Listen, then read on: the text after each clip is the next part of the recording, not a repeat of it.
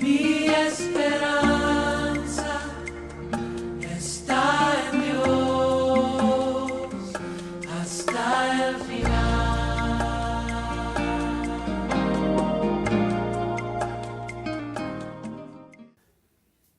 Gracias, Padre. Quiero invitarle para que busquen su Biblia. Al final, en las epístolas de Juan, Primera de Juan en el capítulo 3, Primera de Juan, capítulo 3.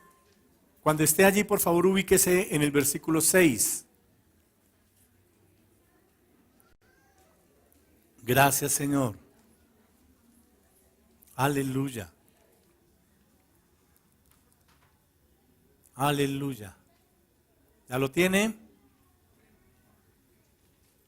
Primera de Juan, capítulo 3, versículo 6 dice: todo el que permanece en él no practica el pecado. Todo el que practica el pecado no lo ha visto ni lo ha conocido. Queridos hijos, que nadie los engañe. El que practica la justicia es justo, así como él es justo. El que practica el pecado es del diablo, porque el diablo ha estado pecando desde el principio. El Hijo de Dios fue enviado precisamente para destruir las obras del diablo. Ninguno que haya nacido de Dios practica el pecado, porque la semilla de Dios permanece en él. No puede practicar el pecado porque ha nacido de Dios. Amén. Qué hermosa palabra, ¿verdad? Es algo especial que Dios nos quiere mostrar, enseñar, revelar. Nosotros somos la iglesia de Dios, lo acabamos de cantar. Y la Biblia nos describe como tal. La Biblia dice que somos ovejas de su rebaño, que no nos hicimos a nosotros mismos, que Él nos hizo y que somos de Él, y que por lo tanto somos ovejas de su prado. Qué interesante eso, ¿verdad? También dice el Señor que somos miembros de su cuerpo. También dice que somos parte de su pueblo. Nos llama nación santa y pueblo adquirido por Él. Es maravilloso ser parte de la iglesia del Señor. Es maravilloso saber que aunque estamos aquí en la tierra, nuestra ciudadanía es celestial, porque hemos sido llamados a formar parte del reino de Dios y porque hemos sido llamados a instaurar el reino de Dios aquí en la tierra. Esa es nuestra realidad. Pero nos encontramos porciones como esta que nos hablan del pecado y nos dicen que aquel que ha nacido de Dios no practica el pecado porque la simiente de Dios está en él, porque ha nacido de nuevo, porque permanece en él. Y entonces, para hablar del pecado necesitamos ubicarnos en el contexto bíblico, en nuestra realidad, en nuestra situación espiritual. ¿Cómo estamos nosotros frente al pecado? ¿Cómo es que podemos ser influenciados por el pecado? ¿Cómo podemos manejar el tema del pecado de cara a otras personas que no sean cristianas, de cara a algunas personas que sean cristianas, de cara a nuestros propios pecados? Por eso el propósito de este compartir, si usted lo quiere leer conmigo, está allí en su volante, dice: tener claro a la luz de las Escrituras cuál es nuestra situación frente a la tentación y el pecado. Cómo debemos enfrentarlos de cara al enemigo y con la ayuda del Señor cómo vencerlos para seguir avanzando en el propósito de Dios para nuestras vidas. Para hablar de nuestra situación espiritual, de nuestra realidad espiritual, tenemos que tener claro que en el mundo espiritual solo existen dos posibilidades. No hay líneas intermedias, no hay espacios intermedios. La Biblia me habla de un reino de tinieblas y me habla de un reino de luz. Y como hijo de Dios que soy, necesito tener la seguridad de que pertenezco al reino de la luz y tengo que saber cómo comportarme frente al tema de la tentación y frente al tema del pecado. Si miramos Colosenses en el capítulo 1, en el verso 13, el Señor dice que Él nos trasladó del reino de las tinieblas al reino de su Hijo amado. El apóstol Pablo escribe en la carta a los Efesios que antes nosotros éramos tinieblas, pero que ahora somos luz. Es importante sabernos trasladados. Es importante entender que eso era parte de nuestro pasado. Allí vivíamos en una condición de practicar el pecado. Lo hacíamos sin ser conscientes, no había conciencia de pecado. Sencillamente hacíamos lo que nos parecía bien. Desconocíamos a Dios. Desconocíamos, por lo tanto, su palabra y su voluntad. Pero un día, mi amado y mi amada, dice la Biblia ahí en Colosenses 1:13, Dios nos trasladó, Dios nos sacó de allá y nos trajo al reino de su Hijo amado, de quien dijo que era la luz del mundo, quien dijo que ahora nosotros éramos la luz del mundo. En esa condición estamos. Pero en esa condición también tenemos que enfrentar que el reino al cual pertenecíamos, bajo el cual ya no estamos sujetos, porque nos dominaba aquí las tinieblas, nos dominaba el príncipe de este mundo, Satanás, el diablo, gobernaba nuestra vida. Nosotros no lo reconocíamos.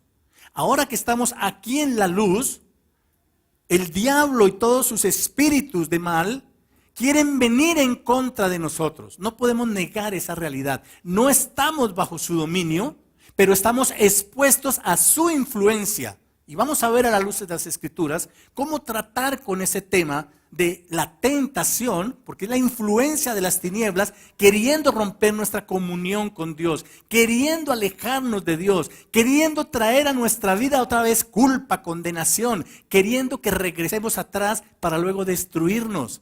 Porque la Biblia enseña que el diablo quiere nuestra destrucción. Él vino a robar, a matar y a destruir. Y cuando Él logra que yo ceda ante la tentación y caiga en pecado, no es solamente ese su objetivo. Él quiere después de eso venir con todo para destruirnos. Y el arma letal es la culpa, es la condenación y la indignación, de la cual Dios nos sacó cuando nos trasladó de las tinieblas a la luz. Porque aquí en la luz Él dice, no hay condenación para el que está en Cristo Jesús. Somos justificados por nuestra fe delante de nuestro Padre, por nuestra fe en Jesucristo como Señor y Salvador. Pero lo primero que quiero compartirles es cómo manejar el tema del pecado hacia las personas que no creen, hacia las personas que no han entregado su vida a Jesucristo, hacia las personas que no conocen la palabra de Dios, porque muchas de esas personas están muy cerca a nosotros. En algunos casos bajo el mismo techo, bien sea de la familia, del trabajo, de la universidad. Compartimos espacios con personas incrédulas. ¿Cómo mirar a esas personas incrédulas? Porque ahora que soy hijo de Dios, no es una dignidad que implique que yo estoy por encima de una persona que está en pecado y que está en una condición, como la Biblia lo describe, de ceguera. Dice la Biblia que el príncipe de este siglo les ha cegado el entendimiento para que la luz no les resplandezca, para que la luz del evangelio no los alumbre. Es una condición de ceguera. Es una condición de estar ajenos, dice la Escritura, están ajenos de la vida que hay en Dios. Es una condición de dureza, dice que están duros de corazón. Es una situación de condenación. La Biblia enseña en el Evangelio de Juan que si yo creo, tengo la vida, pero que si no creo, estoy en condenación. De tal manera amó Dios al mundo. ¿Quién se sabe esa parte de la Biblia? Que dio a su Hijo único, para que todo aquel que en Él cree no se pierda, mas tenga vida eterna. Pero no sé si ha leído el verso que sigue. El verso que sigue dice que los que no creen ya están en condenación. Cuando yo, hijo de Dios, cuando yo, que soy parte del reino de la luz, tengo la claridad de la condición de esa persona, entre otras cosas no olvidando que yo ayer estaba allá. Entonces no voy a tener juicio, no voy a tener crítica, no voy a censurar, no voy a descalificar, no voy a hacerme a un lado. Voy a alumbrarlo, como algún día alguien me alumbró a mí. Tuve la oportunidad de ver un programa en un canal cristiano de un testimonio de un hombre que empieza a relatar su vida de una manera muy escueta. Él se llama Luis Alberto Morales y está en Guatemala. Y él empieza a contar que él tuvo que vivir situaciones difíciles de niño, que él tuvo que ver cómo su mamá se suicidó pegándose un tiro, porque su papá les daba una vida terrible. Y como consecuencia de eso la mamá intentó varias veces suicidarse hasta que lo logró. Y él relata que su mamá le dijo, vaya con sus hermanos y jueguen lejos de aquí de la casa. Y que él estando en esa situación de alejarse de la casa, escuchó la detonación y tuvo que volver como un niño y ver esa escena. Relata que una de sus hermanas se murió de tristeza por esa situación con la mamá. Relata que uno de sus hermanos pues murió trágicamente. Que como consecuencia de todo este desastre, él y su hermano fueron llevados a un orfanato. Y que allí había mucha pedofilia y había mucha homosexualidad. Y que él estuvo allí metido. Y que cuando él vio todo eso sintió que tenía que escaparse y se escapó de ese lugar siendo un niño y se botó a la calle. Y vivió en la calle hasta su juventud y se metió en todos los vicios que le presentaba el mundo. Y termina él ese relato, duró unos 5 minutos y de pronto aparece otra escena de una mujer. Este hombre nació en 1952 y aparece una mujer y empieza a decir ella, yo lo conocí en el trabajo. Y la verdad era un tipo muy huraño, era una persona amargada, era una persona muy introvertida y era una persona que tenía muchos vicios. Pero lo que yo sentí hacer fue presentarle a Jesucristo. Una mirada adecuada hacia el pecado de esa persona, hacia la condición de esa persona. No una mirada descalificadora, no una mirada de nada que ver. No, una mirada de compasión. Y como estamos hablando en este mes de la iglesia que Dios sueña, de la iglesia que Dios quiere, y hace 8 días Dios nos habló de que Él quiere una iglesia saludable, hoy Dios nos quiere hablar de una iglesia que sabe tratar con el pecado. Y el primer nivel donde la iglesia, o sea tú y yo, tenemos que saber tratar con el pecado es cuando lo vemos en el prójimo. Necesitamos tener compasión. Y esta mujer continúa su relato y dice, y bueno, a partir de eso nos hicimos grandes amigos y caminamos por varios años y Dios permitió que nos casáramos. Y tuvimos 4 hijos y tenemos 10 nietos y ella muestra ese gozo por esa situación en su vida. Y esos 4 hijos formaron un ministerio de alabanza, de adoración allá en Guatemala.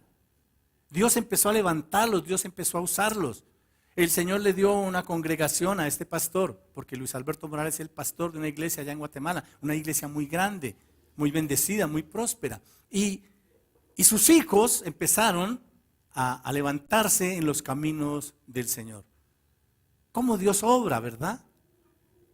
Porque la mirada del mundo hacia una persona en esa condición es de desprecio, es de descalificación y de guardar distancia. Pero Dios dice, la iglesia del Señor tiene que mirar con compasión. La iglesia del Señor tiene que rodear con amor. La iglesia del Señor tiene que dar con generosidad. La iglesia del Señor tiene que alumbrar. La iglesia del Señor tiene que anunciar y presentar a Jesucristo como el camino, la verdad y la vida. Y decirle a los que están perdidos, a los que están duros de corazón, a los que están cegados por el diablo, que en Cristo Jesús hay una esperanza, que solo en Él hay perdón de pecados, que en Él hay salvación, que en Él hay vida eterna. Esa es la iglesia que el Señor quiere levantar. ¡Aleluya! Y tú y yo somos parte de esa iglesia. Para ir a rodear, para ir a alumbrar, para ir a decirles, leerles, no sé qué quiera leerles de la Biblia. Ayer hablaba con un grupo de hermanas aquí y le decía, cada uno de nosotros como iglesia del Señor tiene que tener su arsenal bíblico. Una palabra propicia para cada ocasión. Cada uno de la iglesia del Señor le van a pedir que ore por los enfermos. Tiene que tener su arsenal, bueno, personal, su libreta, su iPad, no sé, el que quiera, tenga. Porque hay una palabra de esperanza para el que está enfermo. Para el que está esclavo de algún vicio, para el que está atado, para el que tiene ligaduras de impiedad. Hay una palabra, tengan su arsenal. Una palabra para el que tiene crisis familiar, crisis económica, para aquel que quiere quitarse la vida. Tenga una palabra, porque en la palabra del Señor están todos los recursos y las herramientas para ir a alumbrar a los que están perdidos. Porque esta es la palabra que tiene poder para transformar. Porque esta es la palabra que tiene poder para revelar a Dios en su misericordia, su amor y su poder. Y nosotros, la iglesia del Señor, tenemos que tener la palabra siempre presente en nuestras vidas para llevarla, para presentar a Jesucristo. Lo primero que hay que hacer, iglesia del Señor, como iglesia que sabemos cómo tratar con el pecado, es presentar a Jesucristo. Qué bueno regalar Biblias. Está bien. Qué bueno invitar a la iglesia. Está bien. Qué bueno decir Dios te ama. Está bien. Pero lo primero que hay que hacer es hablar de Jesucristo. Porque Él es el camino, la verdad y la vida.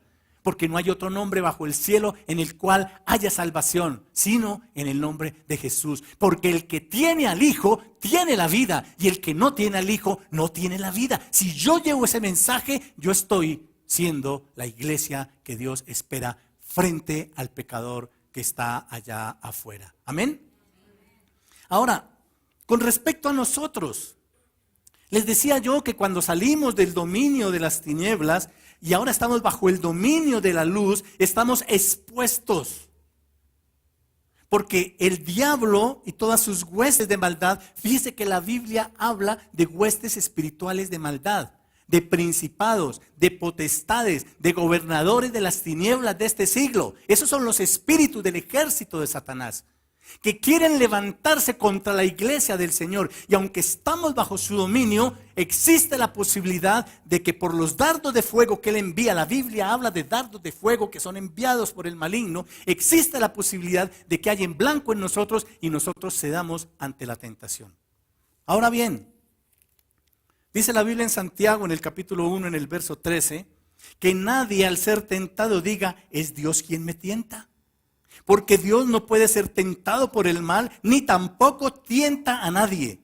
Todo lo contrario, cada uno es tentado cuando sus propios malos deseos lo arrastran y lo seducen. Luego, cuando el deseo ha concebido, engendra el pecado, y el pecado, una vez que ha sido consumado, da a luz la muerte. Tremendo. No es Dios quien tienta. ¿Quién tienta? ¿Recuerda a Jesús llevado por el Espíritu al desierto? Hay un relato en los evangelios, tanto en el capítulo 4 de Lucas como en el capítulo 4 de Mateo. En el capítulo 4 de Mateo, en el verso 3, cuando arranca el relato de la tentación de Jesús en el desierto, dice, vino el tentador. Y en el capítulo 4 del Evangelio de Lucas, en el verso 2, dice, vino el diablo a tentar a Jesús. Entonces tenemos claro quién es el que tienta. Tenemos claro quién es el tentador, el que quiere la destrucción de nuestra alma. El que nos ha declarado enemistad al haber sido trasladados y al haber salido del dominio de las tinieblas. Entonces hay una posibilidad. Aunque estoy en este reino de luz, bajo el dominio de la luz, existe la posibilidad, soy vulnerable a los ataques del diablo. Pero lo primero que dice allí en su boletín y que quiero compartirle es que si bien estamos expuestos, también es cierto que estamos asegurados. Lea conmigo, expuestos, pero asegurados. Primera de Corintios, capítulo 10, versículo 12. Por lo tanto, si alguien piensa que está firme, tenga cuidado de no caer. Ah, es que yo estoy en la luz. Soy una nueva creación. ¿Cuántos dicen amén? Nací de nuevo, nací espiritualmente. Dios me regeneró, hizo de mí una nueva criatura, dice la Biblia. Dios cambió mi corazón. Dios me dio la mente de Cristo. Dios me hizo templo de su espíritu. La palabra de Dios mora en mí. Ya estoy por encima del bien y del mal. Dice la Biblia, 1 Corintios 10, 12, que no es así. Que si alguien cree que está firme, tenga cuidado. reconozca que puede caer, reconozca que necesita permanentemente su comunión con Dios para no soltarse de su mano, porque si se aleja, entonces queda vulnerable y expuesto. Pero el versículo que sigue, que es el 13, dice: ustedes no han sufrido ninguna tentación que no sea común al género humano. Eso quiere decir que todos nosotros somos tentados. Pero continúa el versículo diciendo: pero Dios es fiel. Aleluya, diga: Dios es fiel. Y mire la seguridad que Dios me da. Y no permitirá que ustedes sean tentados más allá de lo que puedan aguantar. Es una garantía que Dios me da. Dios conoce el nivel espiritual en el que me encuentro. No los años que llevo en el Evangelio, no los años que llevo yendo a la iglesia, el nivel espiritual en el que me encuentro. Y Dios me asegura que conforme a ese nivel que he alcanzado, Él no va a permitir que el diablo me tiente más allá de lo que yo pueda resistir. ¿Es o no una garantía de parte de Dios?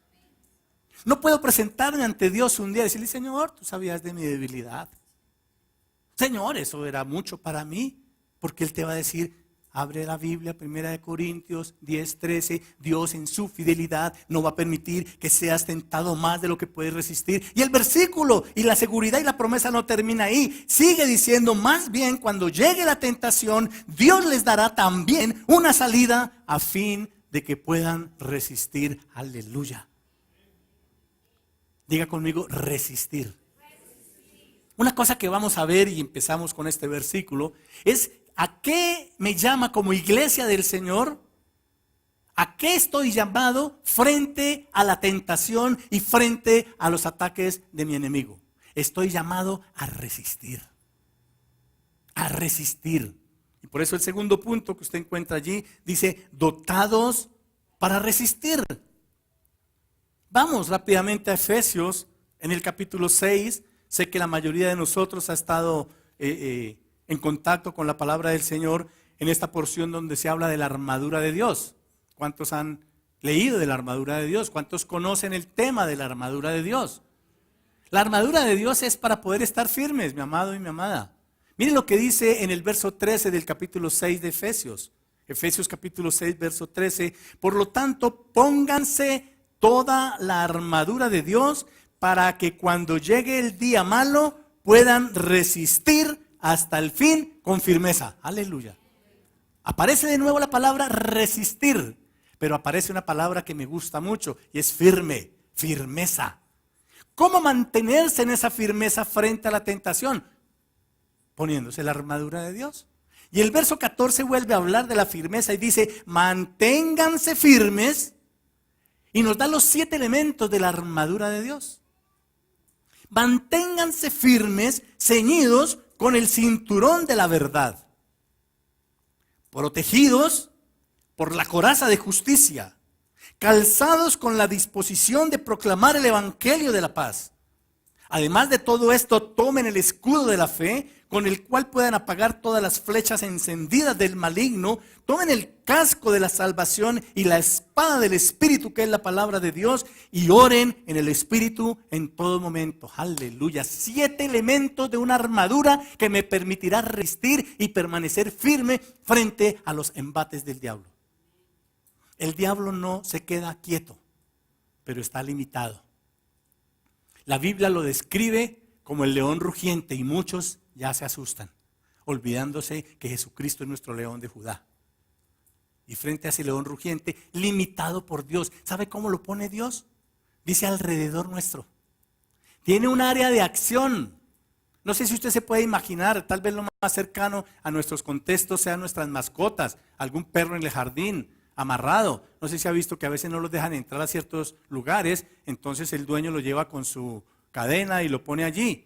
¿Y el perrito qué área de acción tiene? Lo que le dé la cadena, lo que le dé el collar. Y si él quiere ir más allá, ¿qué pasa? No puede, ¿sí o no? No puede. Uno ve el perrito que quiere porque el amo se entró allá al restaurante, al supermercado, y él quiere, pero llega hasta ahí. Y de pronto quiere ir hacia allá y está limitado. Y en cualquier dirección en la que quiera ir, está limitado. No puede. Así puso el Señor a Satanás, limitado. Sí, Él ataca. Sí, Él tiene poder, pero está limitado, entre otras cosas, porque mayor es el poder del que está en nosotros, Jesucristo, del que está en el mundo, que es Satanás. Ahora, el diablo tiene poder. Ahora olvidémonos de una mascota y pensemos en una raza de perros de pronto más, no sé qué raza se le viene a la cabeza, tal vez un Doberman, tal vez un pastor alemán, tal vez un Rottweiler. ¡Wow! Ya. Cuando alguien pasa, él está amarrado, pero alguien pasa y él se tira, ¿sí o no? Y muestra los dientes. Satanás hace lo mismo, pues está limitado. El tema de la iglesia, el tema de una iglesia que sabe tratar con el pecado es: no se meta en esa área de influencia, porque lo va a morder. Pero si se mantiene, mire la armadura de Dios, en la verdad, diga conmigo verdad, en la justicia, dispuesto a predicar la palabra, no se canse, con la fe, con la salvación, con la palabra de Dios y con oración. Si nos mantenemos iglesia de Dios que sabe tratar con el pecado en esa condición, el diablo seguirá limitado y no nos puede tocar.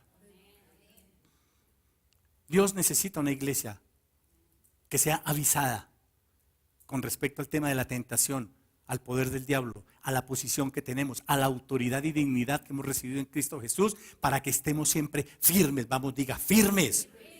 Resistir para permanecer firmes. Ahora, si miramos la Biblia, en el libro de Santiago, en el capítulo 4, hay una instrucción preciosa de parte de Dios con respecto a nosotros y al diablo.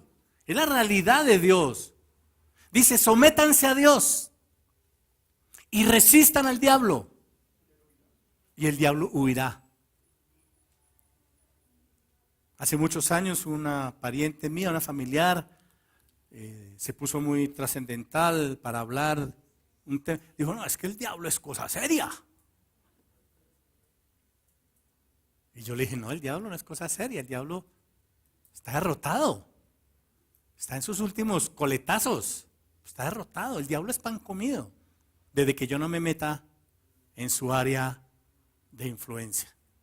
Sométase a Dios. ¿Qué significa someterse a Dios? Que yo leo esta palabra, que Dios me la revela, que Dios me muestra en ella un camino, un método, un parámetro, para que yo discierna entre el bien y el mal, para que no llame a lo bueno malo ni a lo malo bueno. Yo con esta palabra digo: amén. Aquí hay uno que entendió de qué se trata y va a vivir conforme a esa verdad. Eso es someterse a Dios, es hacerle caso a Dios, es obedecer al Señor. ¿Qué es el pecado sino la desobediencia a Dios? Bien sea por estar ajenos, como el inconverso, ajenos, o bien sea por negligencia, por descuido, por desobediencia o por debilidad. Pero el pecado no es otra cosa que desobediencia a Dios. ¿Pero qué es someterse a Dios? Obedecer su palabra. Esa es una estrategia, esa es una herramienta poderosa. Si me mantengo en ella junto con los 7 elementos de la armadura, me someto a esta palabra, entonces, ¿qué dice la Biblia que va a hacer el diablo? No sé si le gusta eso, no sé si lo leyó en su Biblia. Santiago capítulo 4, verso 7. Si está escribiendo, anote allí. Desde la perspectiva de Dios, el diablo huye de delante de mí. No soy yo el que me asusto, es el diablo. No soy yo el que huyo. El que huye es el diablo. ¿Le cuesta trabajo pensar eso? Tal vez porque alguna vez el diablo lo hizo correr, por no estar en la perspectiva correcta. Ahora, ¿por qué huye el diablo de delante de mí? No porque mi apellido, no porque mi edad, no porque mi posición, por lo que es Cristo en mí, por lo que yo soy en Él, por lo que yo reflejo, porque el Espíritu Santo está en mí. Y cuando el diablo se está paseando, mirando, porque eso hace, dice la Biblia, él pasea y contempla a ver a dónde puede enviar su dardo de fuego, pero donde ve el Espíritu de Dios, sigue derecho. Así como el ángel de la muerte cuando el pueblo de Israel salía de Egipto, donde estaba la sangre del cordero, allí el espíritu de muerte no entró. Es eso. Dígame: someto a Dios, resisto al diablo y el diablo huirá de delante de mí. Dile un aplauso al Señor por eso, aleluya.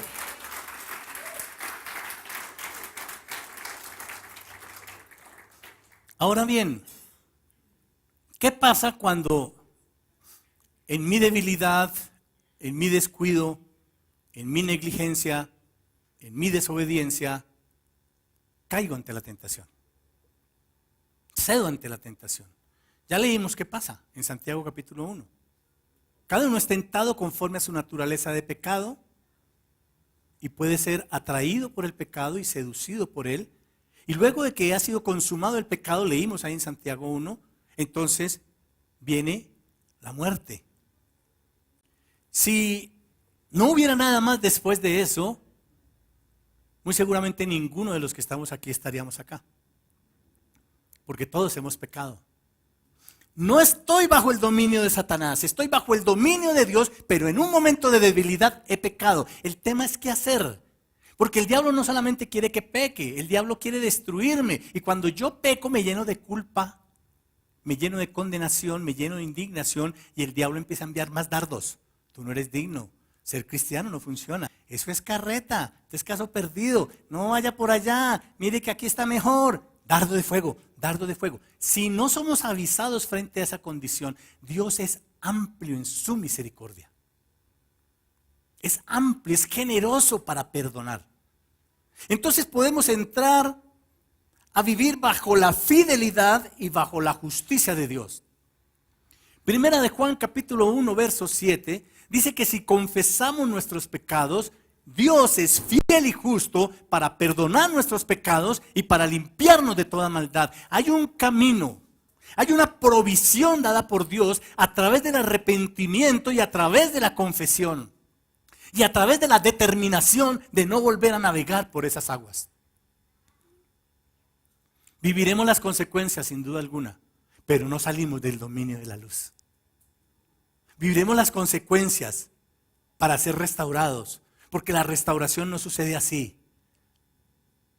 La Biblia dice que Dios no puede ser engañado, que lo que el hombre siembre eso cosecha, y tendré que vivir con las consecuencias, pero disfrutaré de su amor, de su misericordia, de su gracia, de su perdón. Y Él me va a restaurar, y Él me va a levantar. Él no va a permitir que yo quede en el piso arrastrándome. Hay una provisión de Dios. Es su misericordia. Él es lento para la ira y grande en amor. Cuando confesamos nuestros pecados, Él aleja nuestra maldad de nosotros. Tan lejos está el oriente del occidente. La pone lejos de nosotros. Él perdona nuestros pecados. Nos limpia con su preciosa sangre. Y no hay maldad en nosotros. Y somos restaurados por su perdón. Esta familia que le contaba, allá en Guatemala, en otra, yo no sabía de un ministerio de alabanza y de oración allá en Guatemala precioso. Se llama Miel San Marcos. Yo no conocía, pero menos iba a conocer el trasfondo Entonces, son 3 hijos varones y una mujer. Entendimos que la mayor era la mujer, luego estaba uno de los hijos y luego estaba el tercero que se llama Josué Morales. Él es el líder de ese grupo. Y Dios le ha dado unos temas preciosos y andan por todo el mundo glorificando el nombre de Jesucristo. Pero hay un momento del programa donde él aparece y dice, yo tuve una niñez muy bonita. Yo crecí en medio del amor de mis padres, yo crecí en medio de la enseñanza de mis padres que me enseñaron a adorar y a obedecer a Dios. Yo tuve una niñez bonita, mis hermanos y yo tuvimos una niñez bonita. Pero cuando yo crecí, cuando ya estuve joven, yo me aparté de Dios. Y yo salí del país y yo engañé y robé a mi papá y a mi mamá.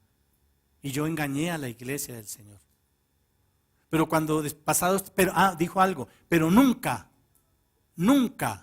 el Señor dejó de hablarme, dejó de perseguirme, dejó de redarguirme. Porque es que el que está nacido de Dios, el que ha sido lavado por la sangre del Cordero, sigue bajo el dominio de Dios, cae en pecado, Dios no lo suelta.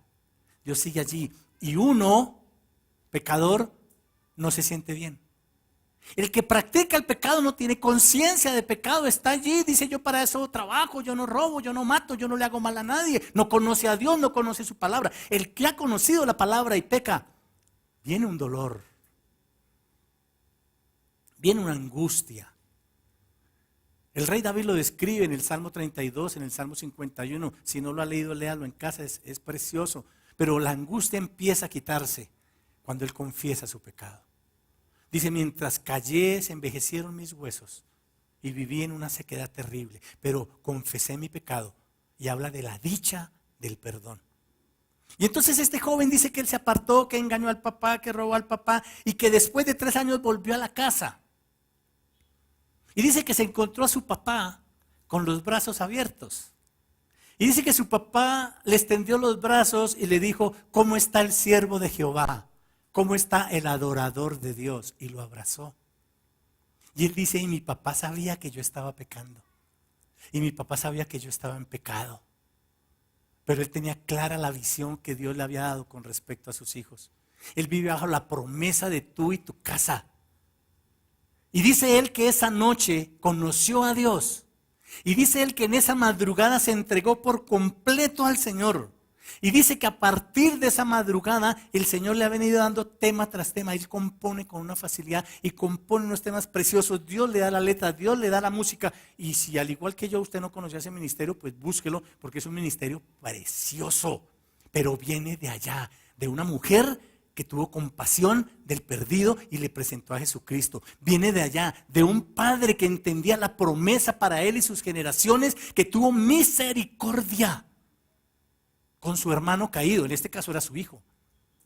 Necesitamos, como una iglesia que sabe tratar con el pecado, necesitamos restaurar al que se equivoca. Al lado nuestro puede estar el que se equivocó, se desvió, fue débil, no para caerle, no para sentirse mejor, no para decir, uy, es que este sí fue débil, en cambio yo. No, Gálatas 6 dice, restáurelo con mansedumbre, porque de pronto el día de mañana es usted el que va a necesitar ser restaurado. Una iglesia que sabe tratar con el pecado tiene compasión para restaurar al caído. Un pastor que está en una iglesia que sabe tratar con el pecado, recuerda lo que la palabra dice, deja aquí las 99 y se va por la que se perdió. Deja aquí las 99 y se va por la que tiene la piernita quebrada y la alza en sus brazos y la trae al redil. Qué hermoso, ¿verdad? Y por último, podemos vivir bajo la protección que Dios nos ofrece. Primera de Juan, leímos en el capítulo 3. Aleluya. Que no practicamos el pecado porque ahora somos sus hijos. Pero mire el versículo 7 cómo empieza. 3:7 de Primera de Juan. Dios dice, queridos hijos, que nadie los engañe. Como iglesia del Señor, necesitamos tener la claridad de este tema, del rol que debemos asumir frente al pecado de otros o al pecado nuestro. Que nadie los engañe, dice el verso 7. El que practica la justicia es justo, así como Dios es justo, y el que practica el pecado es del diablo, porque el diablo ha estado pecando desde el principio. Pero el Hijo de Dios vino a deshacer las obras del diablo. Y dice el 9, ninguno que ha nacido de Dios. ¿Cuántos han nacido de Dios? Vamos, levante su mano. Diga que hay uno que ha nacido de Dios. Nací espiritualmente por la fe en Jesucristo. Y dice, ninguno que haya nacido de Dios practica el pecado, porque la semilla de Dios permanece en él. La semilla de Dios permanece en mí. Aleluya. Y no puede practicar el pecado porque ha nacido de Dios. Pero más adelante en el capítulo 5, en el versículo 18, reafirma esta idea con una promesa preciosa. Dice, sabemos que el que ha nacido de Dios no está en pecado, no practica el pecado, porque Jesucristo que nació de Dios lo protege y el maligno no llega a tocarlo. Aleluya. Levante su mano y diga, a mí el maligno no me toca, porque Jesucristo mi Señor me guarda. Mientras yo tenga la armadura de Dios, mientras yo permanezca en Él, mientras su semilla esté en mí, vendrá la tentación, siempre vendrá, pero no hallará blanco en mí si yo, siendo dotado para resistir y teniendo todas estas garantías de parte de Dios, no cedo ante la tentación. Puedo disfrutar de estar bajo el cuidado y bajo la protección de Dios. Y hoy le damos gracias a Dios por eso. Quiero invitarlo a que se ponga de pie. Aleluya.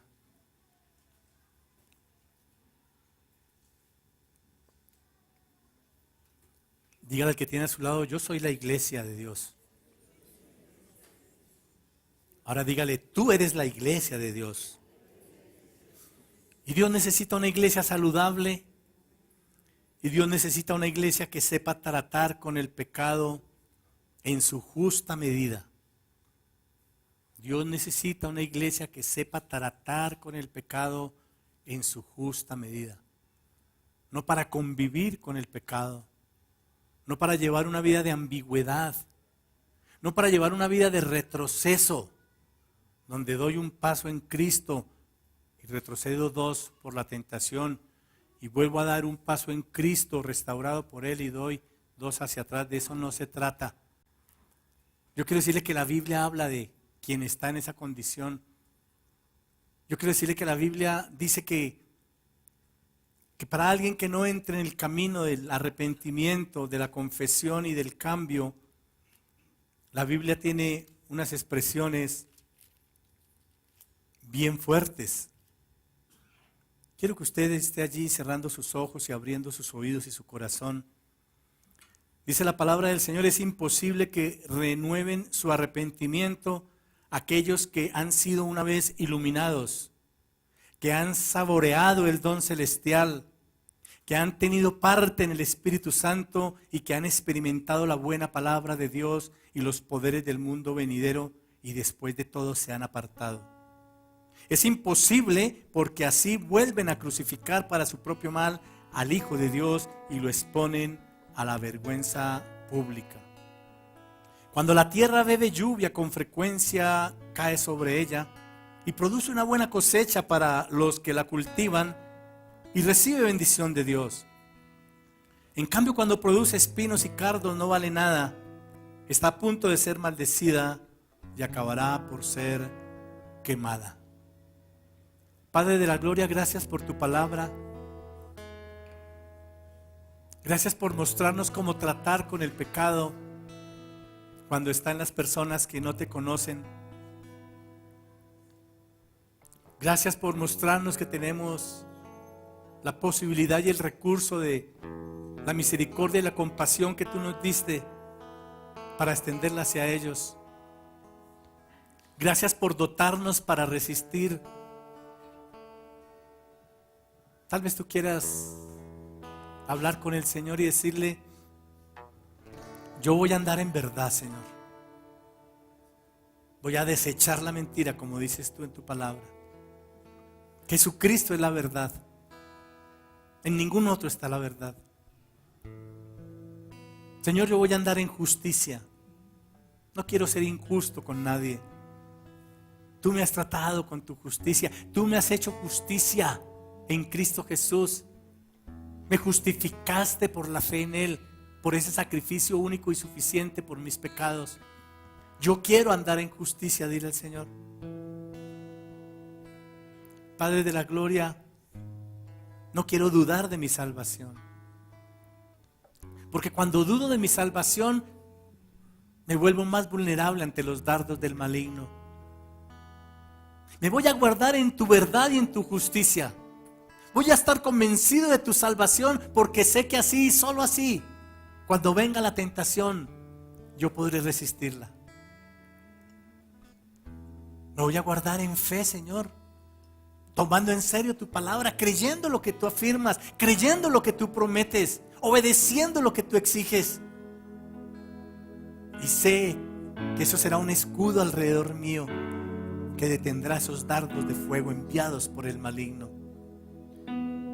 Señor, voy a llevar tu palabra. Voy a caminar en pos de los perdidos, con compasión, con misericordia, con amor. Voy a llevar una palabra de esperanza. Voy a llevar una palabra de salvación. Voy a llevar una palabra de justicia, una palabra de reconciliación, porque en la medida en que yo predico y anuncio tu mensaje, me comprometo más y más con Él, y entonces me hago fuerte y podré resistir la tentación. Señor, tu palabra morará en abundancia en mi boca. Tu palabra no está en el cielo como para que yo no la pueda alcanzar.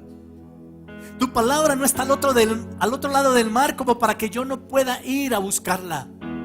tú dices que tu palabra está en mi corazón y está en mi boca. Mientras tu palabra esté en mi corazón, mientras tu palabra esté en mi boca, podré resistir y estar firme. Señor, seré como tu hijo, como tu hija, una persona de oración, que pasa tiempo contigo, que busca el lugar, que saca el espacio y el tiempo para entrar en comunión contigo. No para extender una lista de peticiones solamente, no para llegar allí como un niño caprichoso que se apoya solo en unos versículos de la Biblia para decir que tú concederás las peticiones de mi corazón y que todo lo que te pida creyendo lo recibiré. Miraré el contexto de la palabra para andar en tu voluntad. Y no solamente haré de mi oración una lista de peticiones. Sería solo un monólogo.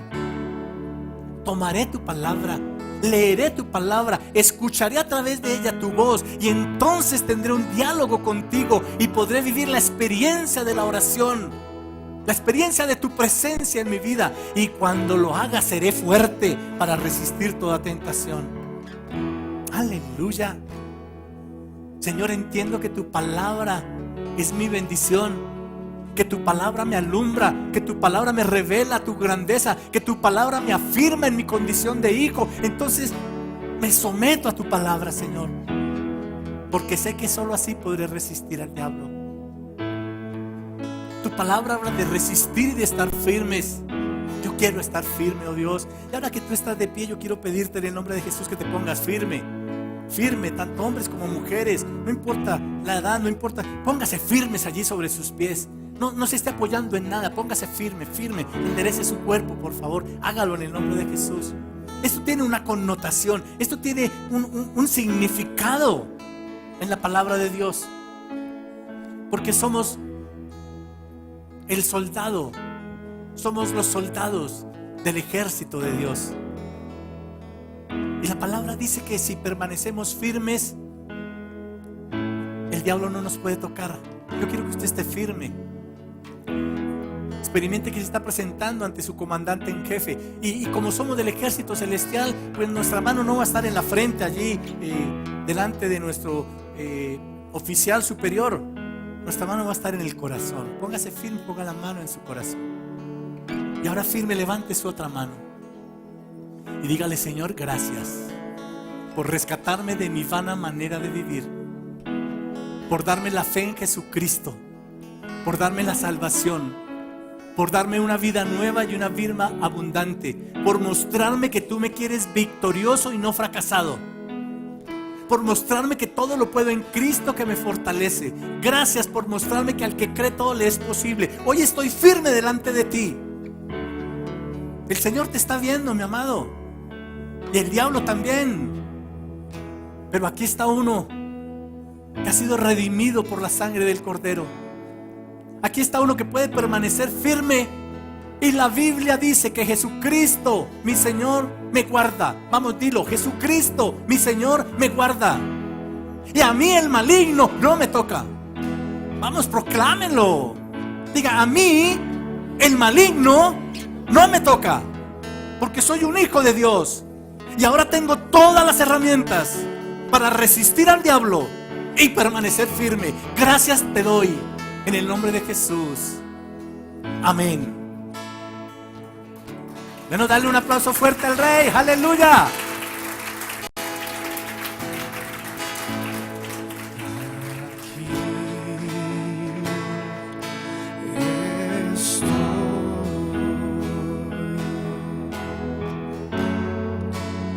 Te ofrezco todo lo que soy. Aquí estoy.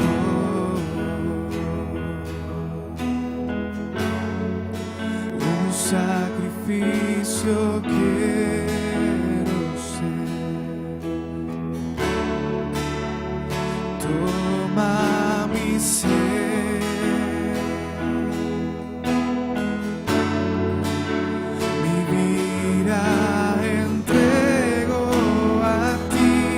Porque tú eres mi Dios.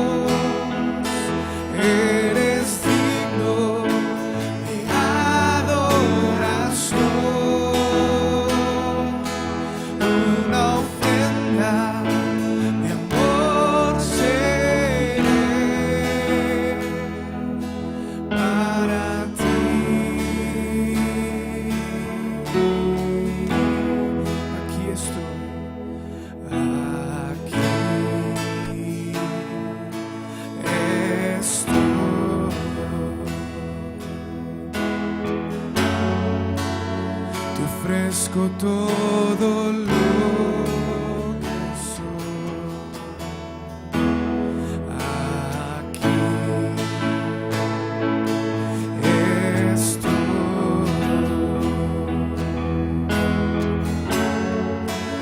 Un sacrificio quiero ser.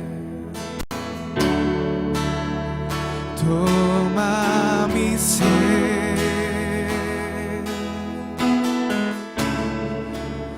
mi vida entrego a ti, porque